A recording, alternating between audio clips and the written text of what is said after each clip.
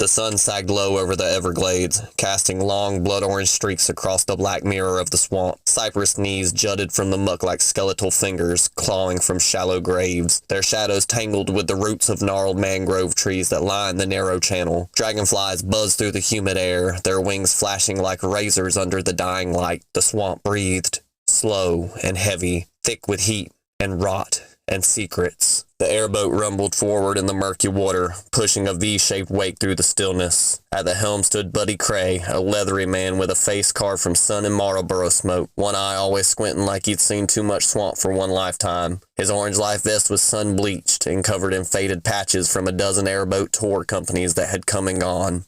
Behind him sat the Merriman family, 2 adults and 3 children, Walter and Carla, both in their 40s, leaned into each other with the tired ease of long marriage.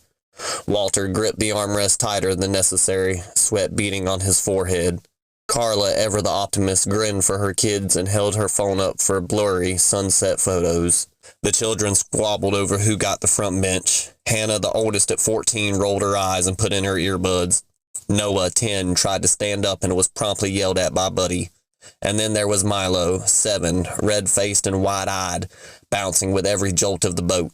Beside them sat Sierra, Hannah's 17-year-old cousin, black lipstick smudged in the heat, her arms crossed in permanent defense. She looked out at the trees with vague disinterest, pulling a mosquito net tighter around her neck like a shroud. "Now this right here," Buddy said over the roar of the fan, tapping the side of the boat with a gnarled knuckle, "is Gar country. Nasty sons of bitches, big ones too, prehistoric. You don't want to fall in here."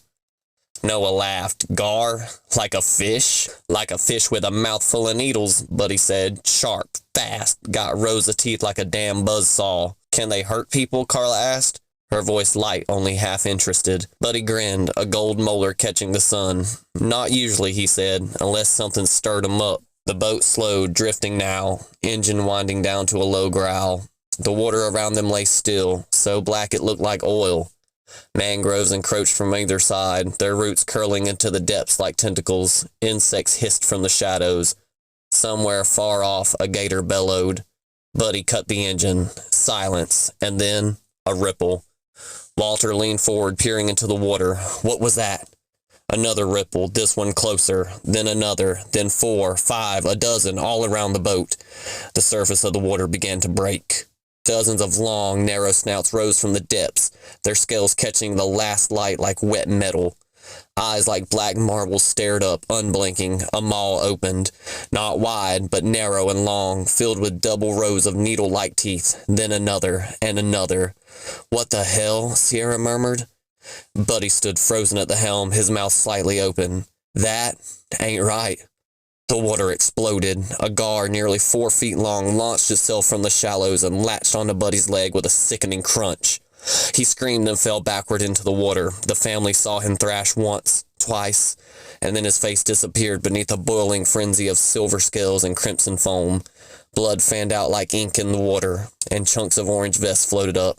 Milo screamed. The boat rocked violently. Another gar slammed into the side, snapping at Noah's hand. Hannah pulled him back, screaming for her parents. Carla grabbed her youngest and tried to pull him close, but a gar leapt from the water, biting into her forearm. Flesh tore, blood sprayed across Milo's face. Walter grabbed an oar and started swinging wildly, catching one of the creatures midair.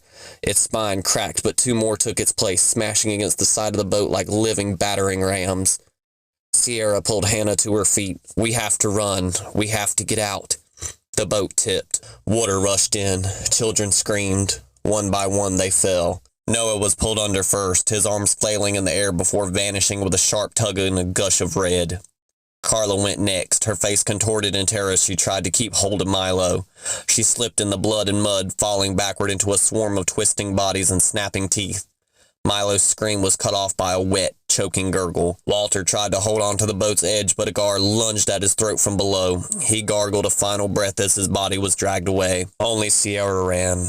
She bolted into the reeds, slipping, crawling, half submerged in mud and gar slime.